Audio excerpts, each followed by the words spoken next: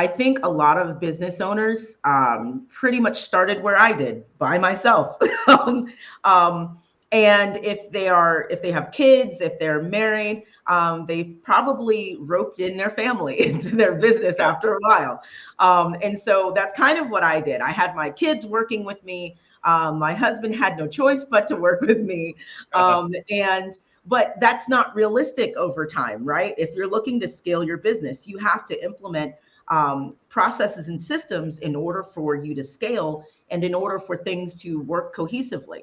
And so what I did was I fired my family, and I actually thought about, all right, I wrote down, and I tell people this all the time, write down three things. Write down what you absolutely love to do, write down what you absolutely hate to do, write down what you absolutely have no clue how to do. Right. And so, what you love to do, all right, you continue doing that as the heart of your business. What you hate to do and what you don't know how to do are two things that you should outsource. And when you're outsourcing, we're talking about not just human resources, but also including technological resources such as AI. So, what I did was the first person I hired was an assistant.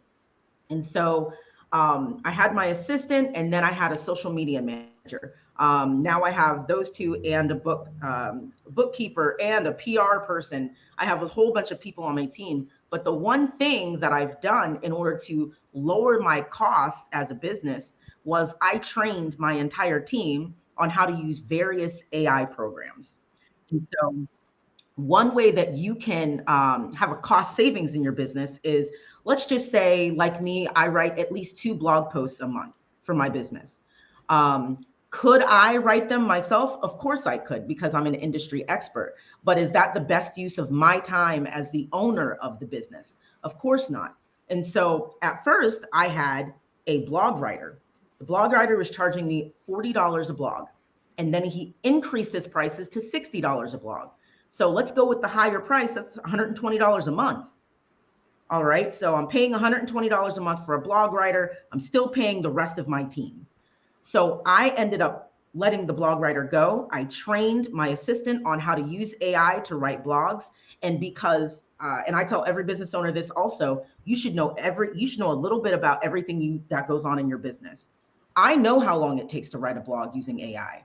And so now my assistant can write 2, 3, 4 blogs in less than an hour, and I'm still only paying her for her time.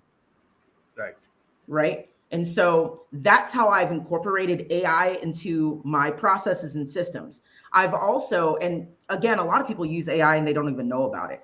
Instead of me having to physically take time out of my day and train new employees, I actually make training videos. I use an AI program for that.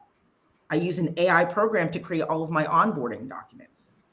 So that cuts, let's just say, pull a number out of the air, 12 hours that it used to take me to onboard client or onboard employees and things. It took me an hour to create all of that content. And now it's evergreen, meaning no matter who comes onto my team, I have it done.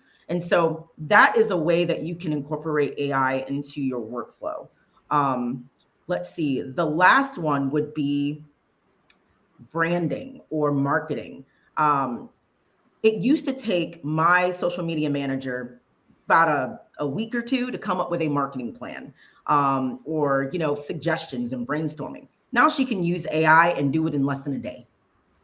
So again, I'm saving on the time that I'm paying her for, and she's being more efficient and effective in her position in my business. And so again, that's a way that you can incorporate AI into your business to save money.